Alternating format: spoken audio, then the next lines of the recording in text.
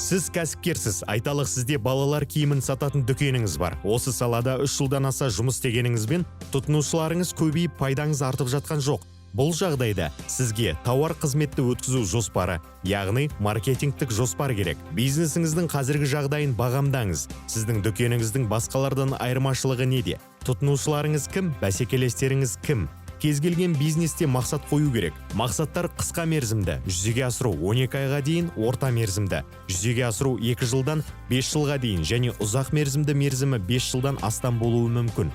Мақсаттар смарт әдісімен қойылуы керек. Яғни, неғұрлым нақты мақсат қойылса, соғұрлым оған жетудің мүмкіндігі жоғары болады. Мақсат келесідей болу керек. Нақты, өлшемді, қолжетерлік, маңызды, уақыты шектеулі.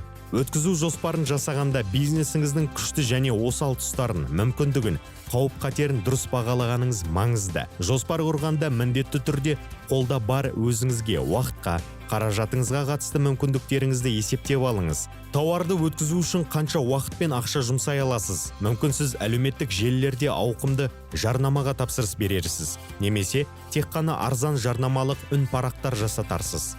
Сатып алушыларды талдауда маңызды кезең болып табылады. Сатып алушыларыңыз жайлы неғұрлым көп мағлұмат білсеңіз, мысалы, балаларының саны, балаларына қаншалықты жиі киім сатып алады, интернет дүкеннен алады ма, сатушыны таңдауға не әсер етеді және басқалары. Соғұрлым тауарды жылжытудың шынайы жоспарын құру жеңіл болады. Алынған барлық ақпаратты болашақта өзіңізге жұмыс істеуге ыңғайлы етіп, жоспарға жазып қойыңыз. Нақты көрсеткіштерді, шараларды, олардың жүзеге асырылуынан күтетін нәтижелерді де жазу керек.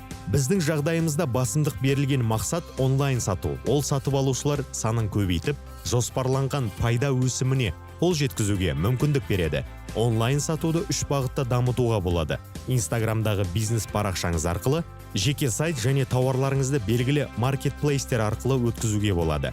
Жұмыс істеп тұрған сауда нүктеңіз болған кезде интернет дүкен ашуды қарастырайық. Мұндай жағдайда сізге кеңсе, қойма ашып, қызметкерлерді жалдау қажет болмайды. Интернет дүкеннің табысты болу факторлары: ыңғайлы, функционалы бар, ойластырылған сайт. Сайт мобильді құрылғыға бейімделген болуы тиіс. Статистика бойынша адамдардың 70% смартфон арқылы сатып алады. Сатып алушыға пікірін білдіруге мүмкіндік жасау. Интернеттегі сатылымның табысты болуының міндетті шарты. Сатып алушылардың өздеріне ыңғайлы төлем түрін таңдауына мүмкіндік жасау, төлем төлеу үшін іс-әрекеттердің аз болуы, интернет сатудың керемет артықшылығы ол кредитке сатып алу мүмкіндігі. Жеткізу мен тариф түрлерін ойластырыңыз. Өткізу жоспарын жасағаннан кейін кәсіпкер қызметкерлеріне міндеттерін бөліп беруге және оның орындалуын қадағалап отыруға міндетті. Жоспарды қадағалау нәтижесі бойынша, мысалы, 1 айдан кейін өнімді жылжыту үшін атқарылып жатқан шаралар тиімсіз болса, қойылған мақсатқа қол жеткізу үшін жоспарды қайта құрып, түзетулер енгізу керек.